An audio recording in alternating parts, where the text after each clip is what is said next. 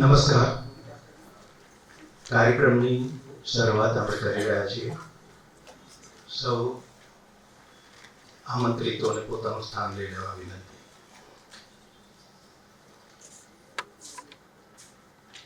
મૂલ્યનિષ્ઠ કલાની ઊંચાઈએ પહોંચતું સાહિત્ય, શિક્ષણ અને ગ્રામ પુનર્રચના ક્ષેત્રે મહત્વનું યોગદાન આપનાર સંસ્થા એટલે દર્શક ફાઉન્ડેશન. દર્શક ફાઉન્ડેશનના આ સાહિત્યના એવોર્ડ વિતરણ સમારોહમાં હું અજય રાવલ આપ સૌનું સ્વાગત કરું છું. વિનંતી કરું છું મહાનુભાવોને કે તેઓ સ્ટેજ પર આવશે. આદરણીય શ્રી પ્રકાશ નરસાહ, શ્રી ગુલામ મોહમ્મદ શેખ સાહેબ, શ્રી રઘુવીર ચૌધરી સાહેબ, શ્રી મનસુખ સલ્લા સાહેબ, શ્રી કિરીટભાઈ દુધાત સાહેબ, શ્રી સંજય ચૌધરી, શ્રી મહેન્દ્રસિંહ પરમાર, આપ સૌને વિનંતી આપનું સ્થાન ગ્રહણ કરો. મૂલ્યનિષ્ઠ કલાની ઊંચાઈએ પહોંચતું સાહિત્ય, શિક્ષણ અને ગ્રામ પુનર્રચના ક્ષેત્રે મહત્વનું પ્રદાન કરનાર સાહિત્યકારો તેમજ શિક્ષણ અને સેવાની સંસ્થાઓને પોંખવાનું કામ શ્રી મનુભાઈ પંચોળી દર્શક ફાઉન્ડેશન છેલ્લા 3 દાયકા કરતાં વધારે સમયથી કરી રહ્યું છે. હાલ એના પ્રમુખ પીડીલાઇટ ઇન્ડસ્ટ્રીઝના ચેરમેન શ્રી મધુકર પારેખ છે. આ સંસ્થાની સ્થાપના દર્શકની હયાતીમાં જ એમના મિત્રો અને શુભચિંતકો દ્વારા થઈ હતી. વર્ષ 1992થી સાહિત્ય માટે શ્રી નારાયણ દેસાઈ, શિક્ષણ માટે શ્રી નવલભાઈ શાહ અને ગ્રામ પુનર્રચના માટે શ્રી ચુનીભાઈ વૈદ્યને આ એવોર્ડ આપી સન્માનિત કરાયા હતા. એનું સંભાળનું અને વર્ષ 2024ના સાહિત્ય અને શિક્ષણના આજે અપાનાર એવોર્ડ સુધી એનું સાતત્ય કેવું તો જળવાયું છે, આપ જોઈ શકો છો. અહીંયા જ એક વાત કહું કે આ વખતનો શિક્ષણનો જે એવોર્ડ છે એ માયદાર સંસ્થાને આપવાના છીએ, પણ એની તારીખ હવે નક્કી થશે. આજે અપાનાર આ એવોર્ડ જે છે એના અધ્યક્ષ શ્રી પ્રકાશભાઈ શાહ છે, તેમજ આ એવોર્ડ જેને અપાઈ રહ્યો છે આદરણીય ગુલામ મોહમ્મદ શેખ સાહેબ છે. આ બંને મહાનુભાવો ઉપરાંત આદરણીય રઘુવીર ચૌધરી સાહેબ, આદરણીય મનસુખ સલ્લા સાહેબ તથા મુરબ્બીઓ અને મિત્રોને હું દર્શક ફાઉન્ડેશન વતી આવકારું છું, આપને વંદન કરું છું. આ કાર્યક્રમનો આરંભ આપણે પ્રહલાદ પારેખના એક ગીતથી કરીએ. ગીતના શબ્દો છે ક્યાંથી સરવાણી આનંદ તણી. રજૂઆત કરશે શ્રી નરેન્દ્ર શાસ્ત્રી.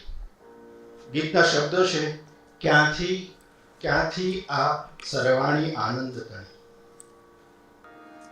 યા કુંદેન્દુ તુષારહાર ધવલા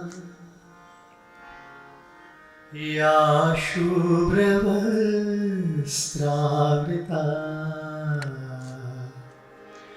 યા વીણાવરદંડમંડિતકરા યા શ્વેતપદ્માસના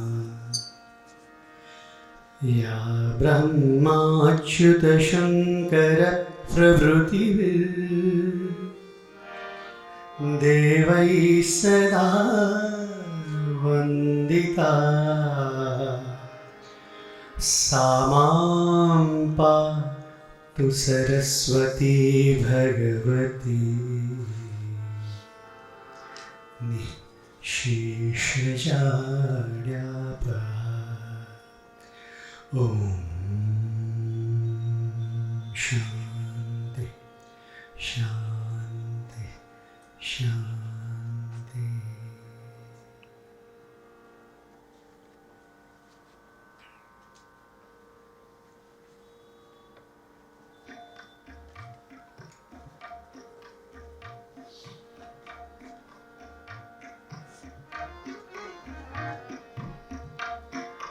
ક્યાંથી આ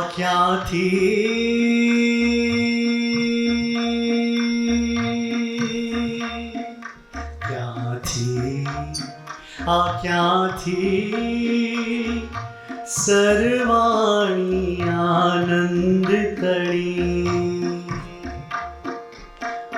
સર્વાણી આનંદ તણી આવી દે પૂરને છલકાવ ક્યાંથી સર્વાણી આનંદ તણી આવી દે પૂરને છલકાવ ક્યાંથી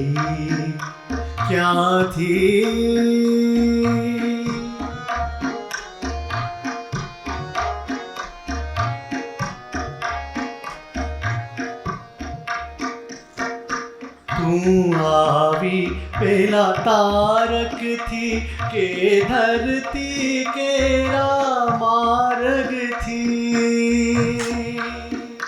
તું આવી પેલા તારકથી કે ધરતી કેરા માર્ગથી આવી સાગર કેરા જળથી કે શ્યામલ વાદળના દળથી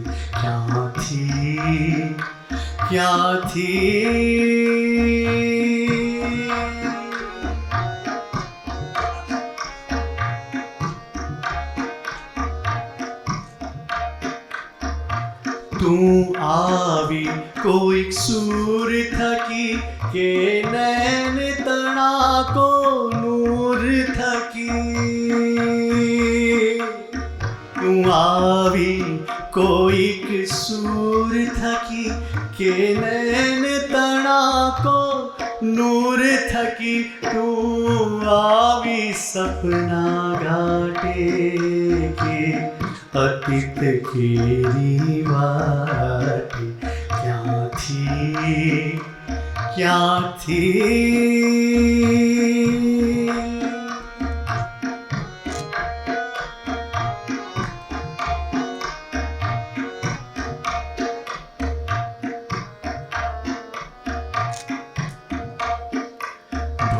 દિવસ થકી તુજી રાહ હતી બહુ દિવસ થકી તુજી રાહ હતી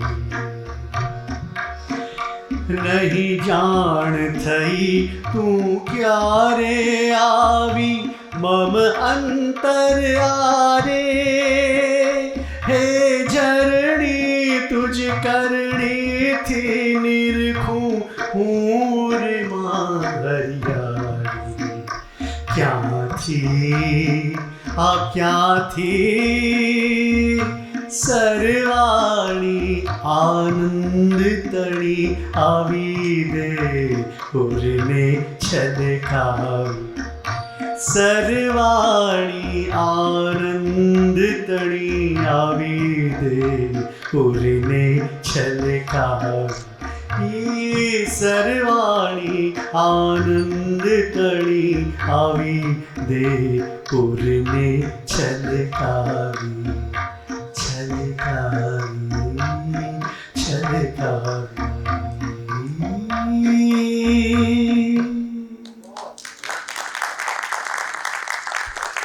ખૂબ સરસ નરેન્દ્રભાઈ. એક પૂરક વિગત કહું તમને કે આ પ્રહલાદ પારેખ જે છે એના કુળમૂળ નાનાભાઈ સાથે સંકળાયેલા છે અને પ્રહલાદ એ સૌથી તોફાની વિદ્યાર્થી એવું નાનાભાઈ નોંધે ઘડતર અને છણતરમાં. પણ એ જ પ્રહલાદ પારેખ ગુજરાત વિદ્યાપીઠમાં આવે ને પછી શાંતિ નિકેતન જાય ને મોટા કવિ થઈ અને રહે. ઉત્તમ પ્રસ્તુતિ પછી મહાનુભાવોને વિનંતી કરું કે દીપ પ્રાગટ્ય માટે આપ આવો. દીપ પ્રાગટ્ય કરશે આપણા મહેમાનો સાથે ટ્રસ્ટીશ્રીઓ. વિનંતી કરું પ્રકાશભાઈ, મનસુખભાઈ, શેખ સાહેબ, કિરીટભાઈ, આપ સૌને.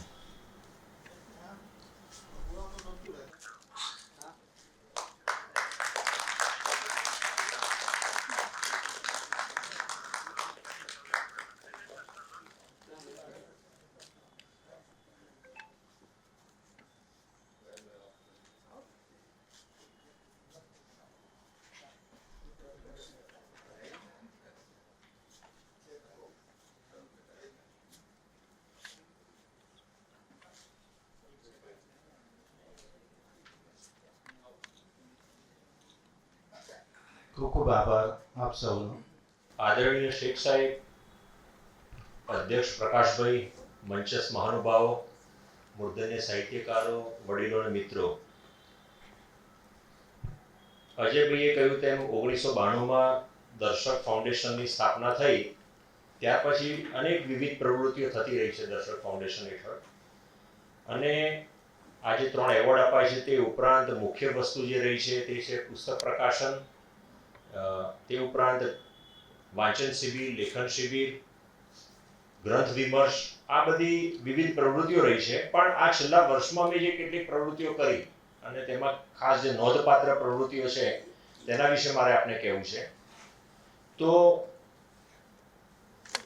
નવેમ્બરની 9મી તારીખે અમે સર્જક સત્રનું આયોજન કર્યું હતું. અમારી ઈચ્છા છે કે આવા સર્જકો વિશે અમારે સત્રો કરવા, અને અમે શરૂઆત કરી હતી મનસુખભાઈ સલ્લાથી. આમ તો એ ના પાડતા હતા કે હું ટ્રસ્ટી છું એટલે મારા વિશે તમારે ન કરાય, પણ અમે કીધું કે કેટલીક વાર એવું બનતું હોય છે, કદાચ હું ખોટો પણ હોઉં જ્યારે હું વાક્ય બોલું તો, કેટલાક સર્જકો વિશે એટલી નોંધ જાહેરમાં નથી લેવાતી હોતી જે લેવાવી જોઈએ. અને મનસુખભાઈએ જે વિવિધ ક્ષેત્રોમાં લખાણ કર્યું છે એટલે અમે કીધું તમે અમારી આ વિનંતી સ્વીકારો. અને તેમના વિશે એક સરસ અડધા દિવસનો સેમિનાર થયો. સંજયભાઈ ભાવે તેમના ચરિત્ર લેખન વિશે બોલ્યા હતા. હસીદભાઈ મહેતા એમનું પુસ્તક જે છે હૈયે પગલા તાજા તે વિશે બોલ્યા હતા.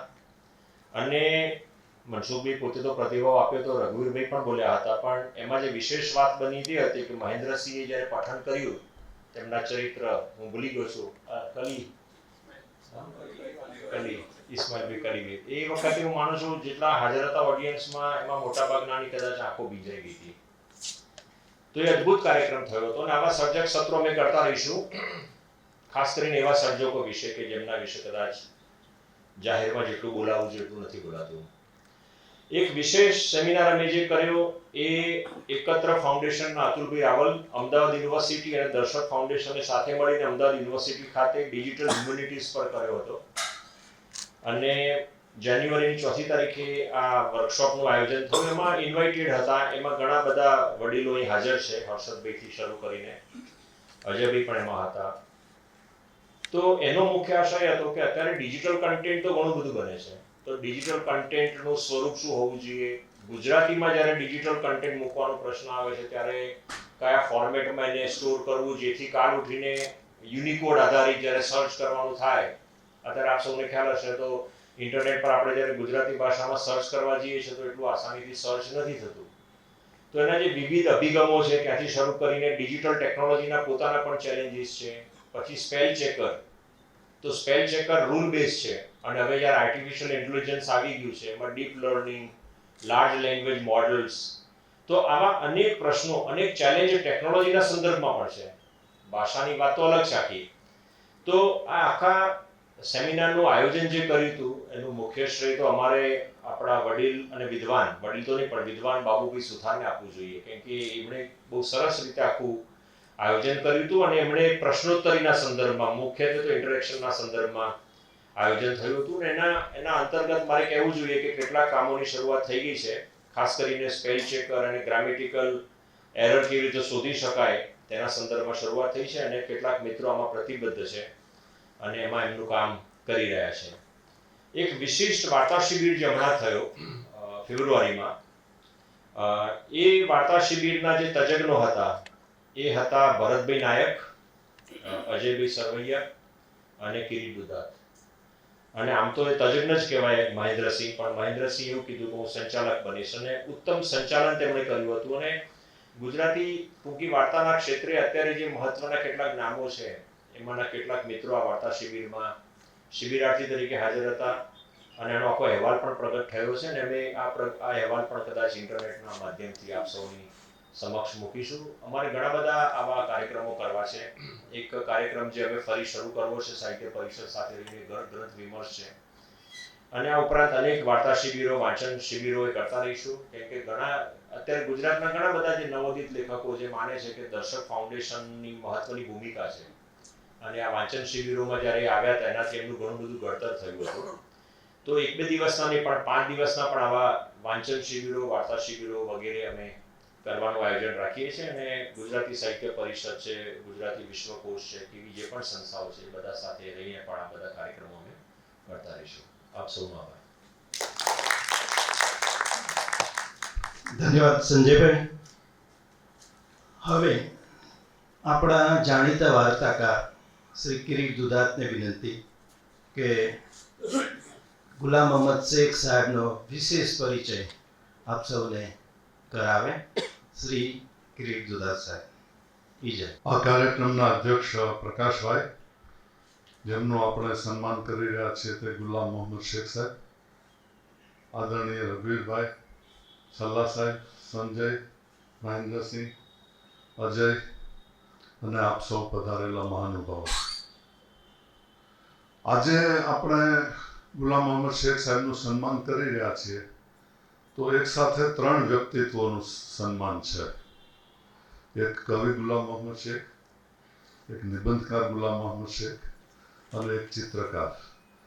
એમાંથી ચિત્રકળાના ઘણા જાણકારો અહીંયા બેઠા છે, એટલે હું વધારે વાત કરીશ તો મારું અજ્ઞાન ખુલ્લું પડી જશે. આ પિયુષ પણ આવ્યો છે, એટલે હું ફક્ત કવિ અને નિબંધકાર ગુલામ મોહમ્મદ શેખ સાહેબની વાત કરીશ. પહેલા એમના જીવનની થોડીક હકીકતો જાણી લઈએ. આમ તો આ 5-6 પેજનું પેમ્ફલેટ છે એ એમની સિદ્ધિઓથી જ ભરાઈ જાય એટલી એમણે સિદ્ધિઓ મેળવી છે. એમાંથી થોડીક અહીંયા ઉલ્લેખ કરીશું. એમનો જન્મ 16મી ફેબ્રુઆરી 1937ના રોજ સુરેન્દ્રનગરમાં થયો. આ ઉપરાંત એમણે આ કલા વિશેના પણ ઘણા પુસ્તકો લખ્યા છે. એમને 1983માં પદ્મશ્રી મળ્યો છે અને 2014માં પદ્મભૂષણનું સન્માન પણ મળેલું છે. એ સુરેન્દ્રનગરથી 1955માં મેટ્રિકનું પરીક્ષા પાસ કરી અને 1959માં વડોદરા મહારાજા સયાજીરાવ યુનિવર્સિટીમાં ચિત્રકલાનું ભણાવવા આવ્યા. પછી વડોદરા સ્થાયી થઈ ગયા. એમણે ત્યાંના લલિત કલા વિભાગમાં ચિત્રકામ ની તાલીમ આપી. ચિત્રના ઇતિહાસની, કલાના ઇતિહાસની પણ અધ્યાપન કરાયું અને એ રીતે આજે પણ એ વડોદરામાં સ્થાયી છે. હવે ત્યાર પછી એ વડોદરામાં શિક્ષણ લીધું. પછી લંડનની રોયલ કોલેજમાં ARCA ની ડિગ્રી મેળવી છે. તેમણે 1987 તેમજ 2002માં શિકાગોની આર્ટ ઇન્સ્ટિટ્યૂટ વિઝિટિંગ આર્ટિસ્ટને ઇટાલીના આમ નામ વાંચીએ તો એ ગભરામણ થાય એવું બધું ઉંબરટાઇમના સીવીતેલા રાનિયર કેન્દ્રમાં આર્ટ ઇન્સ્ટિટ્યૂટ ઓફ શિકાગોમાં આર્ટિસ્ટ ઇન રેસિડેન્સ તરીકે રહેલા છે. એમના ચિત્રો Delhi national gallery of modern આર્ટમાં તેમજ લંડનના વિક્ટોરિયા એન્ડ આલ્બર્ટ મ્યુઝિયમમાં તેમજ અમેરિકાની પીબોડી એક્સેસ મ્યુઝિયમમાં છે. હાલ પણ હમણાં જ મને લાગે છે કે એમનું એક મોટું બહુચિત્ર પ્રદર્શન દિલ્હીમાં પૂરું થયું.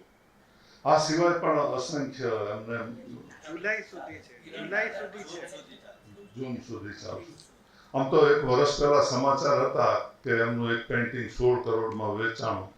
ત્યારે બિપિનભાઈ મેં રાજી થઈને ફોન કર્યો હતો કે સાહેબ પાર્ટી પાકી. તો એ કે ના મારી પાસેથી તો વર્ષો પહેલા એ ભાઈએ સસ્તામાં લીધેલું, હવે એને 16 કરોડ મળ્યા છે. એટલે કલાકારના પૈસા ઓછા મળ્યા દરેક વખતે, જેમ બનતું હોય છે. ગુજરાતી સાહિત્યમાં આધુનિકતાનો જે ઉન્મેષ પ્રગટ થયો એમાં આધુનિક કવિતા ગુજરાતી સાહિત્યમાં લખનાર સૌથી પહેલા ગુલામ મોહમ્મદ શેખ સાહેબ છે. 1974માં એમનો પ્રથમ કાવ્ય સંગ્રહ અથવા પ્રસિદ્ધ થયો. એ ક્ષણેથી ગુજરાતી કવિતાએ આધુનિકતામાં પગલાં માંડ્યા એમ કહેવાય. મૂળ તો એ સુરેન્દ્રનગર વિદ્યાર્થી અવસ્થામાં હતા ત્યારે લાભશંકર રાવળ શાયરની સાથે રહીને ખોરડું જેવા પારંપરિક ગીતો લખતા હતા.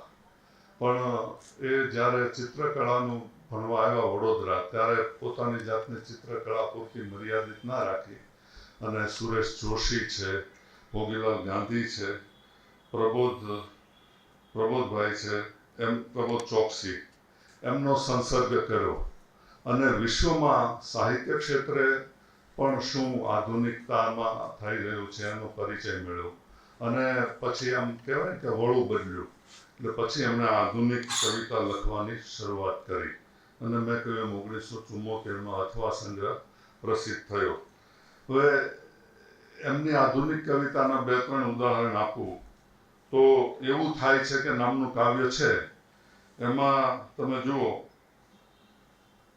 એવું થાય છે કે આ થીજેલ કોપરેલ જેવી પોષની ચાંદનીને મસળીને આખા શરીરે ઘસું.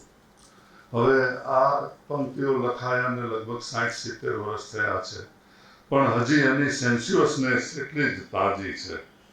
તો જેસલમેર વિશે એમણે જે કવિતા લખી છે એના પહેલા 4 શબ્દો જ, આમ તો 3 શબ્દો એ ગુજરાતી ભાષામાં અમર થઈ ગયા છે. મરુસ્થલે મોતી મઢ્યું આ નગર. હવે તમે જો આમ તો આ કાઢી નાખો તો મરુસ્થલે મોતી મઢ્યું નગર. જેસલમેરને આનાથી વધારે સારી રીતે કઈ રીતે ઓળખાવી શકાય? અને પોતે તો હવે પાકી ઉંમરના થયા છે, દેશ વિદેશમાં ફરે છે. એકવાર લિથુઆનિયામાં એ રાત રોકાણા હતા ત્યારે સપનામાં પિતાજી આવ્યા. એના વિશેની કવિતા એમણે લખી છે અને હું વિનંતી કરું કે શેખ સાહેબ જ્યારે બોલવા ઊભા થાય ત્યારે એ કવિતા ખાસ વાંચે. તો એની શરૂઆત એવી છે કે બાપુ, ગઈકાલે તમે ફરી દેખાયા, ઘરથી હજારો જોજન દૂર, અહીં બાલ્ટિકના કિનારે હું સૂતો છું ત્યાં, તમે ખાટલે આવીને ઊભા આ આજની ભૂમિમાં. હવે 5 સ્ટાર હોટલમાં રોકાણા હશે, ડબલ બેડમાં હશે અને પિતાજી સાથે સુરેન્દ્રનગરનો અધ્યાસ એટલે ખાટલે આવીને ઊભા. ને પછી તો માં પણ આવે છે, કૌટુંબિક કલહની વાત પણ આવે છે અને ઠેઠ લિથુઆનિયામાં આ સુરેન્દ્રનગર અને એ સમયગાળો એમની કવિતામાં જીવંત થાય છે. તો આ છે કવિ ગુલામ મોહમ્મદ શેખ સાહેબ. બીજા ગદ્યકાર ગુલામ મોહમ્મદ શેખ સાહેબ છે. એમણે ઉહાપો અને પછીથી એતદમાં લેખમાળા રૂપે ઘેર જતા નામની શ્રેણી શરૂ કરી અને એ નિમિત્તે ઘણા નિબંધો એમણે લખ્યા. પછી તો ઘેર જતા નામનું પુસ્તક પણ બહાર પડ્યું અને એ 2018માં બહાર પડ્યું અને એને 2022નું રાષ્ટ્રીય સાહિત્ય અકાદમીનું દિલ્હીનું પુરસ્કાર મળેલો છે. આ પુસ્તકની વિશિષ્ટતા શું છે? તો આપણા ગુજરાતી સાહિત્યમાં કાકા સાહેબ કાલેલકર ગદ્યની લીલા લઈને આવ્યા, તો સુરેશ જોશી લીલાનું ગદ્ય લઈને આવ્યા. પણ આ બંને, આ ઉમાશંકરભાઈનું છે, તમને સારું લાગ્યું હોય તો તાળી એમના માટે પાડજો. તો આ બધાથી જુદું જે લઈને આવ્યા એ એક સ્વામી આનંદ પોતાની એક ગદ્યની તરાહ લઈને આવ્યા અને ચોથી તરાહ ગુલામ મોહમ્મદ શેખ સાહેબની છે. એમના શરૂઆતના નિબંધોમાં સ્વામી આનંદની અસર દેખાય, જેમ કે ઘર ઘેર જતા નિબંધનો પહેલો જ ફકરો છે, પહેલો નિબંધ છે. ઘર છોડ્યા પછી પાછા જવાની ઈચ્છા કરવી તે પગમાં મૂળ ઉગાડીને જાતને જૂની માટીમાં રોપવા જેવું છે. છતાંય ઘેર ગયા વિના છૂટકો નથી. પણ કયું ઘર, કોની પાસે જવાનું હવે? હું જ્યારે કાઠિયાવાડ જાઉં ત્યારે આવા વિચારો મને બાજી પડે છે.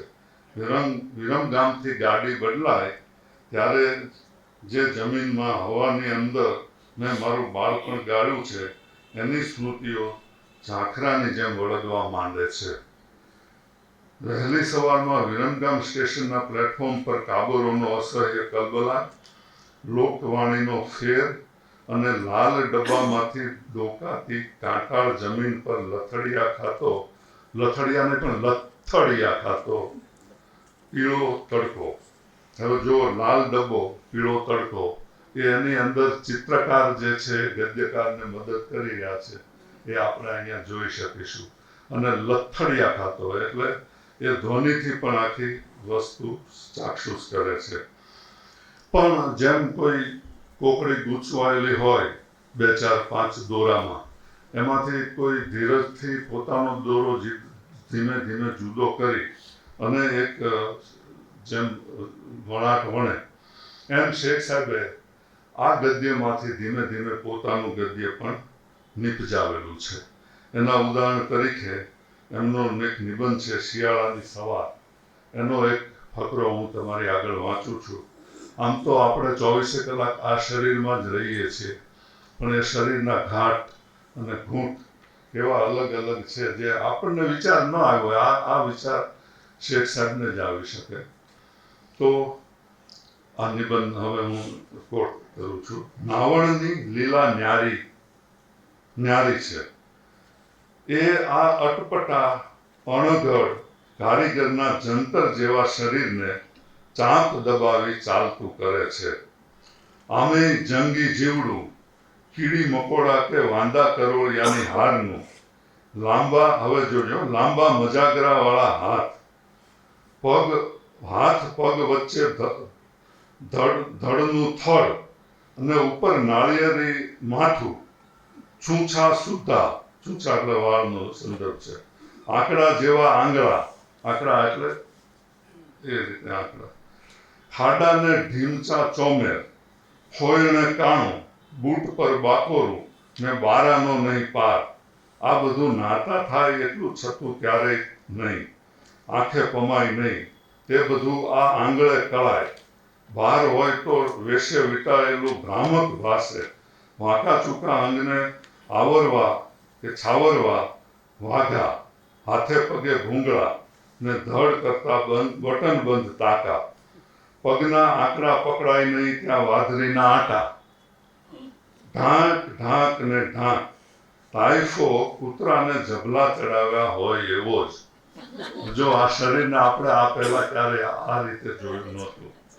અહીં અટપટા અણઘડ જીવડું કીડી મકોડા કે વાંદા કરોળિયા, ધડનું થડ, છૂછા ઢીમચા, ફોયણે કાણું, ભ્રામક ભાસે, વાદળીના આટા, ઢાંક ને ઢાંક, તાયકોને જબલા જેવા કઠોર ઉચ્ચાર વાળા શબ્દો તો તરત ધ્યાન ખેંચે. પણ આ ગદ્યની પછવાડે ચાલ્યો આવતો એક સૂર જાણે કોઈ વિરક્તિવાદી વ્યક્તિનો હોય, સ્ટોઇક્સ નો હોય એવું રહીને લાગ્યા કરે. એટલે પોતાનું ગદ્ય નિપજાવી લેવું એ પૂરતું નથી, પણ એને ઝીણી નજરે ભળાય એવું એક તાત્વિક પણ પારદર્શી આવરણ ચડાવવું એ બધાને સહજ નથી હોતું. આ સંગ્રહમાં આના અનેક નમૂના તમને મળશે. અને બીજું કે આ બધા નિબંધો એક સાથે વાંચો તો તમને થશે કે લેખકને ક્યાં ઘેર જેવું છે, દુનિયામાં એમને કયું સ્થળ ઘર જેવું લાગે છે. જ્યાં જન્મ્યા એ સુરેન્દ્રનગર ઘર છે તો છે અને નથી. જ્યાં વસ્યા અને રોજીરોટી જે શહેરે આપી એ વડોદરા એમનું ઘર છે તો છે અને નથી. એમનો આત્મા, કલાકારનો આત્મા જે 25-50 દેશોમાં ફરીને એમણે જ્યાં કલાના સંગ્રહો જોયા, મ્યુઝિયમો જોયા, જ્યાં જમ્યા, ખાધું પીધું. શેખ સાહેબને અતુલ ડોડિયા અમારે સાહચર્યમાં સાંજે જ્યારે ખાવા પીવાની વાત કરે ત્યારે એ સાંભળવું પણ એક લાહવો હોય છે. તો આ બધા દેશોમાં એટલે રઘુવીરભાઈ એકવાર અમારે ગદ્ય પર્વ અને મધ્ય પર્વ પણ કહ્યું હતું. તો આ બધું એમની પાસેથી સાંભળવું એક લાહવો છે. અને આ લાહવો અંગત રીતે મેં, બિપિનભાઈ, હર્ષદભાઈ, બિંદુબેને બધાએ લીધેલો છે. પણ કયું ઘર એટલે ત્યાં છે ઘરના નિબંધોમાંથી આ પણ એક રહીને સૂર નીકળે છે કે માણસનું ઘર એ કયું ઘર છે. એટલે આવા ગુલામ મોહમ્મદ શેખ સાહેબનું આજે આપણે સન્માન કરીએ છીએ તો અંગત રીતે પણ મને બહુ આનંદ થાય છે. ચિત્રકામ પૂરતું જે એમનું પાસું છે એને આવતીકાલ માટે રહેવા દઈએ, નહીં તો કુમારપાળભાઈ દેસાઈ સાહેબ મને ઠપકો આપશે કે બધું ત્યાં પતાવી દીધું. આપ સૌનો આભાર.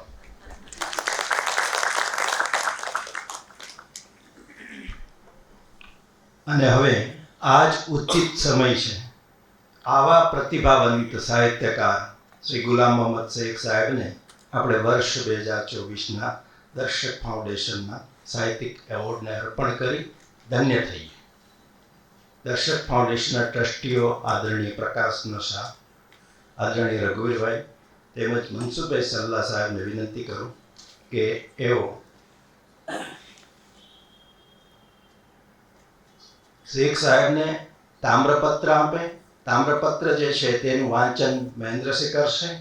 એમને સાલ અર્પણ શ્રી મનસુખભાઈ સલ્લા કરશે અને એમને ધનરાશિનો જે ચેક છે એ શ્રી રઘુવીરભાઈ પુસ્તક સ્વરૂપે કરશે. કેટલાક વહીવટી કારણોસર એ ચેકનો વહીવટ માર્ચ પહેલા અમારે પૂરો કરવો પડ્યો છે, જે આપની જાણ સારો કાનમાં તમને કહીએ છીએ. તો હવે એ સમય છે કે પહેલા તામ્રપત્રનું વાંચન થાય અને પછી તરત જ આપણે સૌ એ સન્માનના સાક્ષી બનીએ. મિત્ર મહેન્દ્રસિંહને વિનંતી કે તામ્રપત્રનું વાંચન કરે અને પછી પ્રકાશભાઈ એ તામ્રપત્ર આપશે.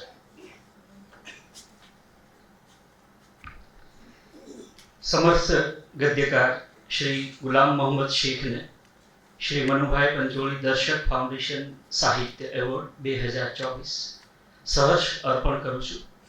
મધુકર બી પારેખ, પ્રમુખ શ્રી મનુભાઈ પંચોળી દર્શક ફાઉન્ડેશન અમદાવાદ, અને અહીંયા ઉપસ્થિત અને ઠેર ઠેર ફેલાયેલા ગુલામ મોહમ્મદ શેખના ચાહકો, આ તામ્રપત્ર સાથે બધાનો ભાવ જોડીને આપણે એમનું અભિવાદન કરીએ. શ્રી પ્રકાશભાઈ ગુલામ મોહમ્મદ શેખ સાહેબને તામ્રપત્ર આપશે. આપ સૌ જોડાશો.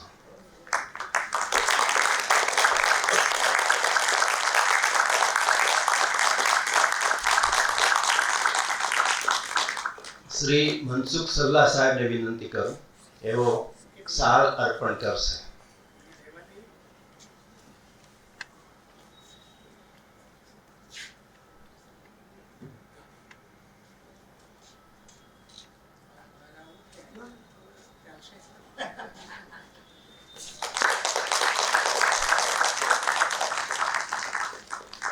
આદરણીય રઘુવીરભાઈને વિનંતી એવો પુસ્તક અર્પણ કરશે શેખ સાહેબને.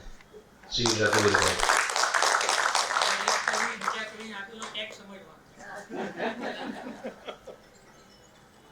આપ સૌનો ખૂબ ખૂબ આભાર.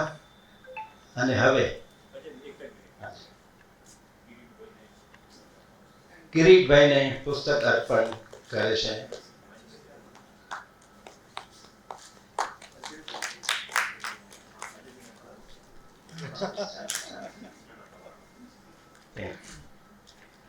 આપ સૌનો ખૂબ ખૂબ આભાર.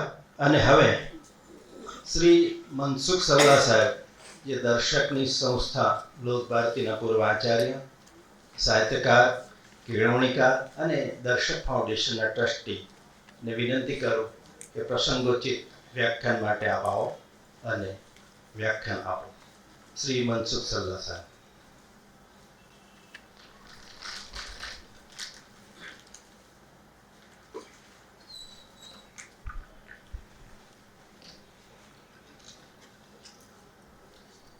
આદરણીય શ્રી, જો કે પછી પૂરું થશે એટલે પ્રકાશભાઈ મારો કાન ખેંચશે, પણ આદરણીય છે પ્રકાશભાઈ, જેમનો આજે આપણે ગૌરવ કર્યું એ આદરણીય શેખ સાહેબ, સૌના આદરણીય રઘુવીરભાઈ, સામે બેઠેલા બધા જ આદરણીયો, મુરબ્બીઓ, મિત્રો, સીધા જ આ વખતે જે એમણે મોટી જવાબદારી સંભાળી અને આખો પરિચય પત્ર તૈયાર કરી આપ્યો, આપણા બધાના પ્રિય કિરીટભાઈ, મહેન્દ્રભાઈ, અજયભાઈ, સંજયભાઈ અને આપ સૌ.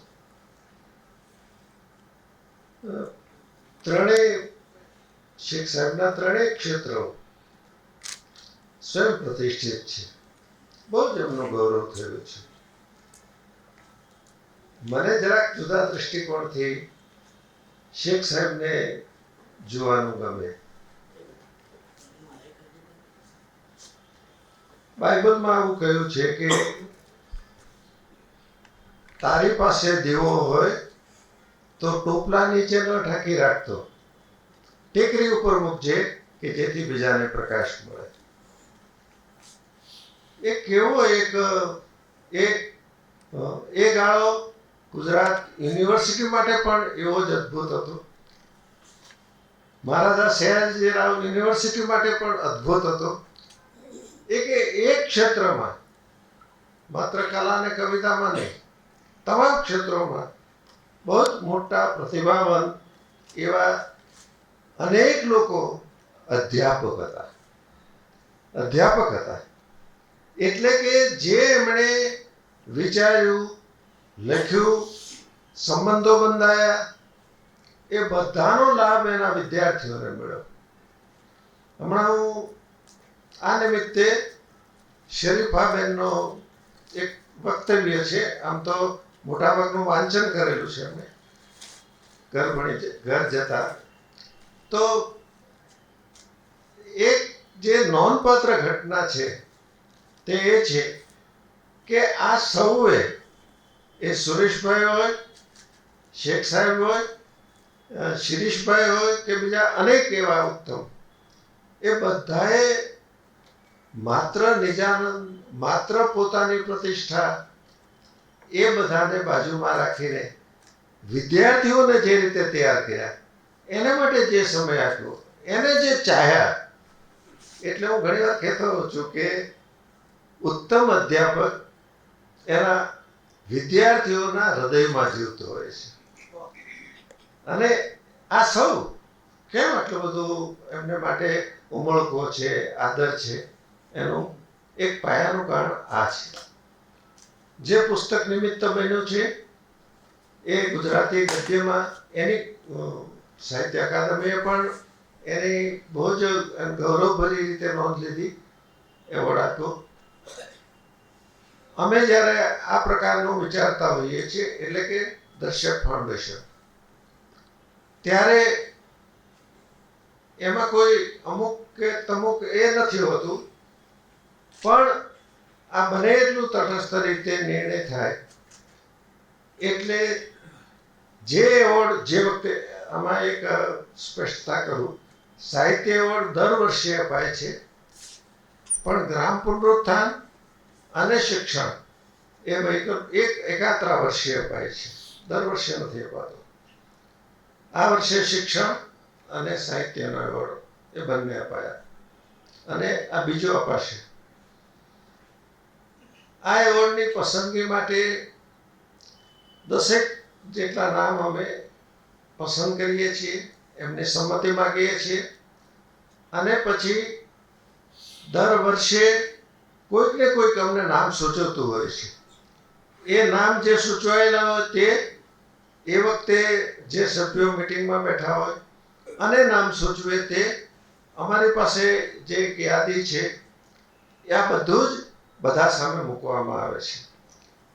મીટિંગ બંને એવોર્ડની ભેગી થતી હોય છે, કારણ કે મીટિંગમાં બેસનારા કેટલા એવા છે કે જે સાહિત્યનું પણ જાણતા હોય, આ ગ્રામ પુનરુત્થાનનું પણ જાણતા હોય, શિક્ષણનું પણ જાણતા હોય. એટલે એવી સંસ્થાઓનો પરિચય, વ્યક્તિઓનો પરિચય. શેખ સાહેબ માટે જ્યારે વિચારણા થઈ ત્યારે બેઠેલા બધાએ જ કહ્યું, બીજા નામ યોગ્ય છે, આ નામને પહેલું મૂકીએ. એ તો કહેવાની એક રીત, કારણ કે જે અમારા દરેક કમિટીના 10 સભ્યો બેઠા હોય, કોઈક 2-4 જણા આવી ન શકે, તો હવે એક સગવડ થઈ છે કે પોતે ઓનલાઈન ભાગીદાર થઈ અને પોતાનો અભિપ્રાય આપતા હોય છે. અને પછી 3 નામ અમે પસંદ કરતા હોઈએ છીએ. 3 નામ અગ્રતા ક્રમે પસંદ નથી થતા, સૂચવાય છે કોઈક વાર કે ના આ જ પહેલું હોવું જોઈએ, પણ એવી રીતે નથી સૂચવાતું. અને 3 નામ ટ્રસ્ટી મંડળ પાસે મૂકવામાં આવે છે. ટ્રસ્ટી મંડળ 3 માંથી એક નામ પસંદ કરે છે. તો એક પ્રક્રિયા તરીકે આપનામાંથી પણ કોઈકને મન થાય, અલબત્ત સૌમ્ય ભાષામાં, અમને બહુ ઠપકો આપતા હોય એવી રીતે નહીં. ઘણી વાર એવું થતું હોય છે કે તમે ફલાણાનો વિચાર જ નથી કરતા, એવું નથી. પણ આ એક એવી પ્રક્રિયા છે કે જેમાં ટ્રસ્ટી મંડળ કોઈ પણ એક નામને પસંદ કરતું હોય છે. શેખ સાહેબનું નામ બહુ જ સ્વાભાવિક પસંદ થયું.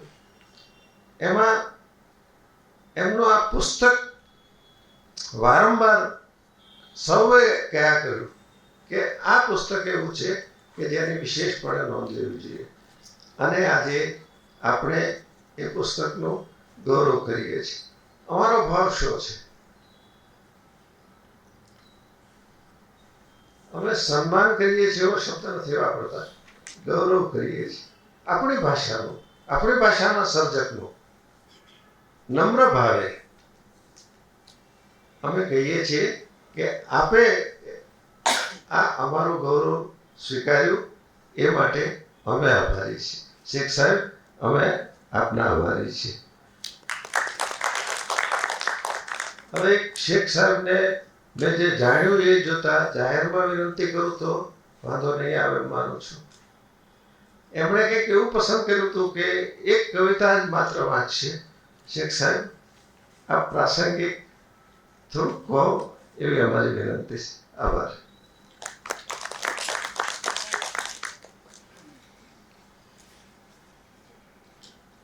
ધન્યવાદ મનસુખભાઈ. અને હવે આદરણીય શ્રી રઘુવીર ચૌધરી સાહેબ, એમને વિનંતી કે એઓ વક્તવ્ય આપે. જ્ઞાનપીઠ પુરસ્કૃત સાહિત્યકાર અને દર્શક ફાઉન્ડેશનના ટ્રસ્ટી શ્રી રઘુવીર ચૌધરી.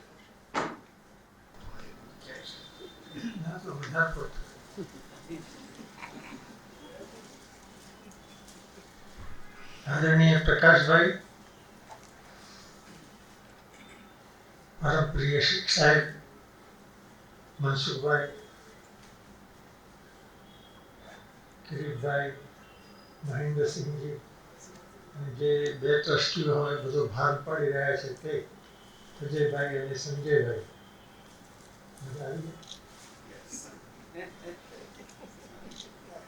બીજા છે ટ્રસ્ટીઓ પણ આવી શકતા નથી.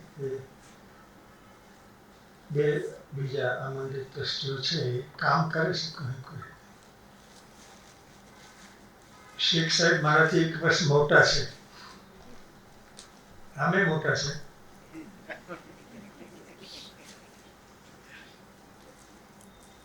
પણ મને જે એમને માટે સદભાવ જાગ્યો એનું કારણ તો બીજું છે.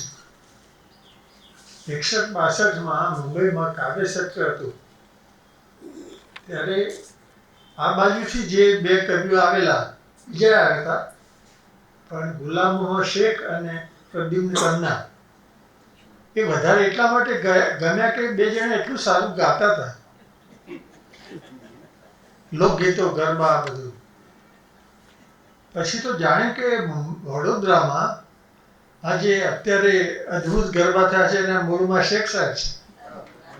એમને શરૂઆત કરી નવરાત્રિના ગરબાઓની. એટલે આજે તો ગાશે કે નહીં ખબર નહીં, પણ એ ગાળામાં આજે 61-62ની વાત કરું છું, કેટલા બધા વર્ષ થયા. અદ્ભુત ગાયેલું એમણે. એટલે સંગીતનો ક્યાંય ઉલ્લેખ આવતો નથી સન્માનમાં, એવોર્ડમાં, પણ સંગીત તો એમના પાયામાં છે.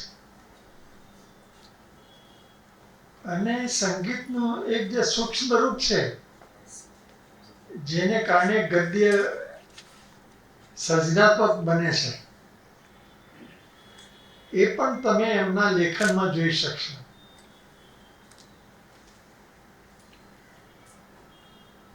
કિરીટભાઈએ જો વાંચ્યું તો હોય, ઘણું વાંચે છે, પણ બાકી હોય તો નિરખેતે નજર એ તમારે વાંચવું જોઈએ. તો કેટલાય ભાષણોમાં તમને ઉપયોગી થશે. મેં છાપામાં લખતો ત્યારે એક લેખ લખેલો નિરખેતે નજરના એક લેખ ઉપર. એ લેખ હતો સુરેશ જોશીએ લીધેલી ગુલામ મોહમ્મદ શેખની મુલાકાત. વિચાર કરો તમે, આવા મોટા સુરેશ જોશી અમારા બધા પર તો મજાક જ કરી બધાને હસાવતા રહ્યા, પણ શેખ સાથે એમણે જે નમ્રતાથી અથવા જિજ્ઞાસાથી, નમ્રતા તો સુરેશભાઈ સાથે બેસતી નથી આપી, પણ જે જિજ્ઞાસાથી એમણે કલા વિશે, ચિત્રકલા વિશે ચર્ચા કરી છે, પૂછ્યું છે અને શેખ સાહેબે જવાબ આપ્યા છે. તો આ મોટું પુસ્તક છે. આજે આપણે અહીં રાખી શક્યા હોત, ભવિષ્યમાં કે તક મળે તો રાખજો તમે. તો હજુ સુલભ હશે, કારણ કે પુસ્તકો, સારા પુસ્તકો ધીમે વેચાય છે. પણ ઘેર જતાની 10 નકલો મારે ત્યાંથી વેચાયેલી રંગદારમાંથી. સુનીતા રાજી થશે. ભરત અને એના પત્ની શું નામ? ગીતા. એ લોકો નવા પ્રકાશનો કરે તો 10 નકલ અમે ખરીદતા ને વેચાય કે ભેટ અપાય. પણ કિરીટભાઈ પણ એમાં રસ લેતા. તો ઘેર જતાની પણ 10 નકલ એ ત્યાંથી પ્રસારિત થયેલી, વેચાઈ અથવા જે કરાતા. અને બીજો પણ મોટો રાષ્ટ્રીય એવોર્ડ એને મળેલો. એક શ્રીમંત મહિલા એ ચલાવે છે, શેખ સાહેબ પધારેલા એના માટે. એ પણ મોટી રકમ હતી. શેખ સાહેબ સાથે આપણા આણંદના કવિ હરીશ મંગલમ ને પણ હરીશ મંગલમ તો બીજા છે, અહીં આવ્યા નહીં પણ એ પણ ઘણું લખે છે. દલપતભાઈ આવે છે. હા, તો એ કાર્યક્રમ પણ બહુ સારો થયેલો, વક્તવ્યો અને બધું. એટલે આ પુસ્તક જેને આપણે બોલચાલની ભાષામાં ક્લિક થવું કહીએ છીએ ને, એ થયું છે. ઘેર જતા એ પહોંચેલું છે, પ્રગટ થયેલું છે, એની ગુણવત્તા જાહેર થયેલી છે. કિરીટભાઈ તો સાહચર્યમાં જતા અને વાંચતા પણ ખરા, એટલે એમને ખબર હોય કે અલગ અલગ સમયે આ ગદ્યખંડો પ્રગટ થયેલા છે. તમે નિબંધ કહો કે ગદ્યખંડ કહો, ગદ્યખંડ કહો તો વધારે નિર્દોષ પ્રયોગ છે. પણ પુસ્તક થયું ત્યારે આખું પુસ્તક જ લાગે છે, સળંગ લાગે છે. અને ઘેર જવાની દિશા ઉઘડે છે, એની સાથે કામ ઉઘડે છે, અને કુટુંબ ધીમે ધીમે જે ઉઘડે છે. આ વિશેષતા છે. જે મોટા લેખકની સચ્ચાઈ હોય છે તે શેખ સાહેબમાં છે. જે ગુણદોષ મિશ્રિત વક્તવ્ય હોય છે ને, વ્યક્તિત્વ, એ બરોબર પ્રગટ થાય છે. આવું લખવાથી ખરાબ દેશે એવો કોઈ ખ્યાલ હોતો નથી. ખરાબ સારું કઈ નહીં, જે છે તે, જે યાદ આવે છે તે, જે દેખાય છે તે. એટલે આ પુસ્તક અભિગમની રીતે પણ મહત્વનું છે. બધું જે કહેવાય, સત્ય કેવી રીતે કહેવાય, સત્યને સત્ય માટે જ કહેવાય. અને કિરીટભાઈએ થોડા પ્રયોગો કહ્યા, પણ બોલચાલના પ્રયોગો એ વિસ્તારના. હર્ષદ લેખ ન લખ્યો હોય તો લખવો જોઈએ. હર્ષદની પણ આ ભાષા છે. તો સુરેન્દ્રનગર અને શેખ સાહેબનું બાળપણ અને પરિવાર, એ પરિવાર એટલે ધર્મની રીતે નહીં, આર્થિક સ્થિતિ, સામાજિક સ્થિતિની રીતે તમે હુબહુ જોઈ શકો. તો આ દેશનો જે સમાજ છે તે કેવો છે, તમને પરિચય થાય સમાજનો, સુરેન્દ્રનગરના સમાજનો. એટલે આ બધું લખતા લખતા બરોબર ઝીણવટથી આવ્યું છે. એટલે અસાધારણ પુસ્તક છે. એની ભાષા ઉપર પણ કોઈ કામ કરવું જોઈએ. એટલે ઘેર જતા જો આઉટ ઓફ પ્રિન્ટ થશે તો ફરી છપાશે, એવું સારું પુસ્તક છે. એનો અનુવાદ તો અઘરો છે. એનો તમે હિન્દીમાં અનુવાદ કરી શકો એટલું સહેલું નથી. કોને કરે?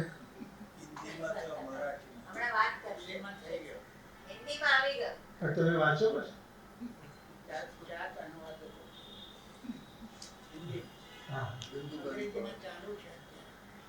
અચ્છા, પણ તમે માન્ય કર્યું? હિન્દીમાં તો ચાલે નહીં તમારી ભાષા. હા, બરોબર. કવિતા થવાનો વાંધો નહીં.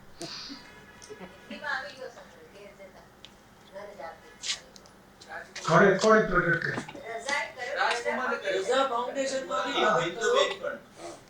હા, પણ એ તો સહેલો છે કઈ અનુવાદ કરવો. હા, તે શું કર્યું એમાં?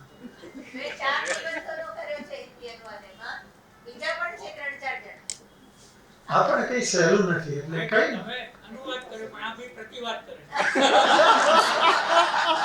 નહીં નહીં મૂળ વાત પ્રકાશભાઈ તમે તો ગુજરાતી પણ વાંચ્યું છે કે નહીં ખબર નથી પણ આ હિન્દી વાંચજો તમે એટલે તમને તમારું હિન્દી સુધરશે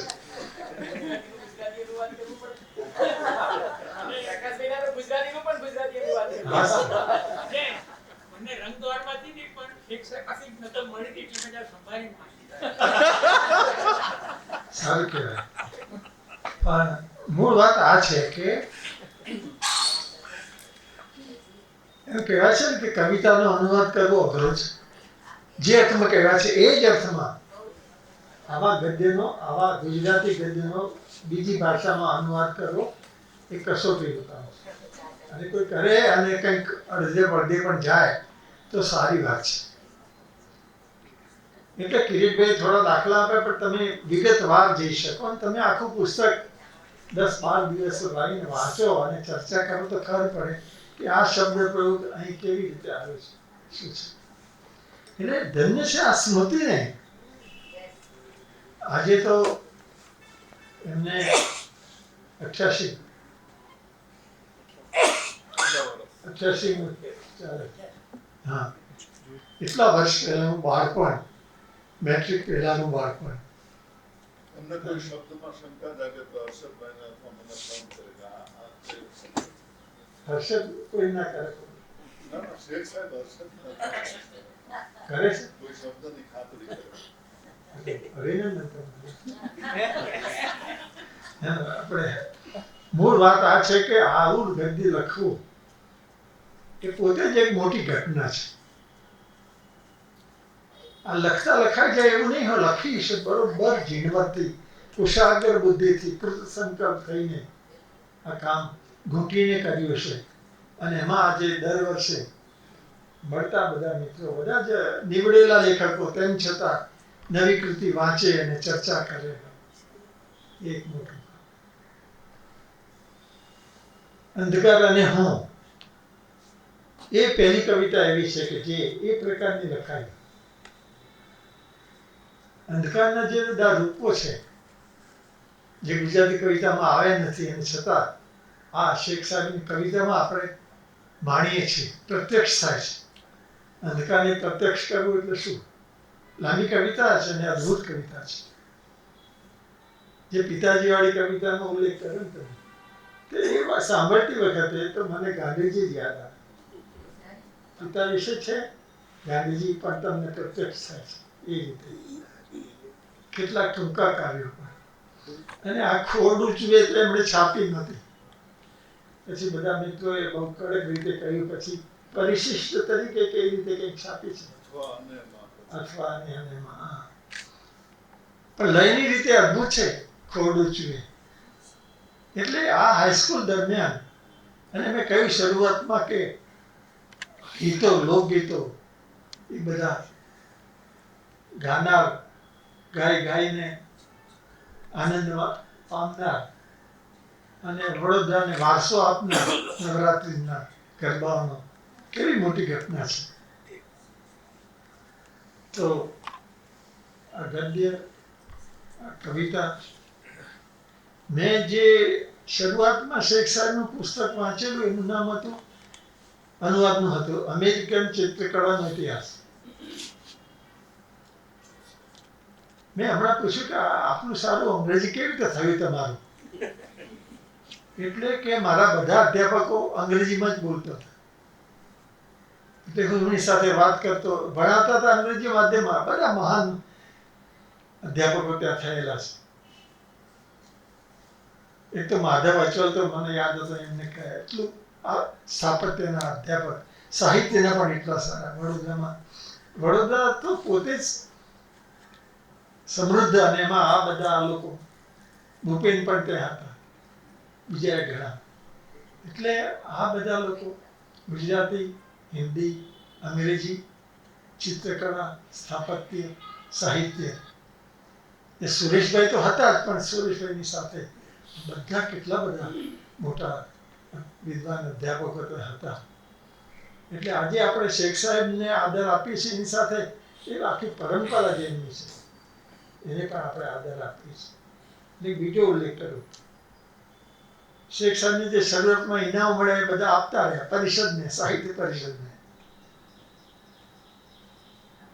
અને એમાંથી વ્યાખ્યાનો શરૂ કર્યા. રવિશંકર રાવળ વ્યાખ્યાનમાળા, એમને મળેલા પુરસ્કારોમાંથી એમને શરૂ કરી. સુરેશ જોશી માટે પણ એમને વ્યાખ્યાનમાળા અથવા સત્ર એ પ્રકારનું શરૂ કર્યું છે. એટલે જે કંઈ મળ્યું તે સવાયું કરીને એમણે આપ્યું છે. એ ખરું કે એમને જરૂર નથી પૈસાની. બધા બહુ સુખી છે. નીલિમાબેન બહુ શ્રીમંત કુટુંબના તો ખરા, પણ પોતે પણ ચિત્રકાર. દીકરી સમીરાબેન એ લંડન અમેરિકામાં કામ કરે છે અને પીએચડી થયેલા છે. દીકરા કબીર હવે એ પણ અમેરિકાથી લંડન આવવાના છે, એટલે થોડા સમય પછી શેખ સાહેબ પણ ત્યાં જશે. એટલે આ ચારે જણ બધા વિદ્યાના ક્ષેત્રમાં અને અસાધારણ પ્રતિભા સૌની. એટલે મોટું પ્રદાન તો એમનું વિદ્યાના ક્ષેત્રમાં જે છે તે છે. અને આ જે અલ્પરાશિ સંસ્થા આપી શકે છે એ દ્વારા એ એમની વંદના કરે છે. તો આટલા શબ્દો સાથે જે અનેક વસ્તુઓ કહી શકાય એવી જે છે સ્મરણમાં છે એ સાચવી રાખીને શેખ સાહેબને વંદન કરીને આપને સૌને વંદન કરીને વાત પૂરી કરીશ. નમસ્તે. ખૂબ ખૂબ આભાર રઘુવીરભાઈ.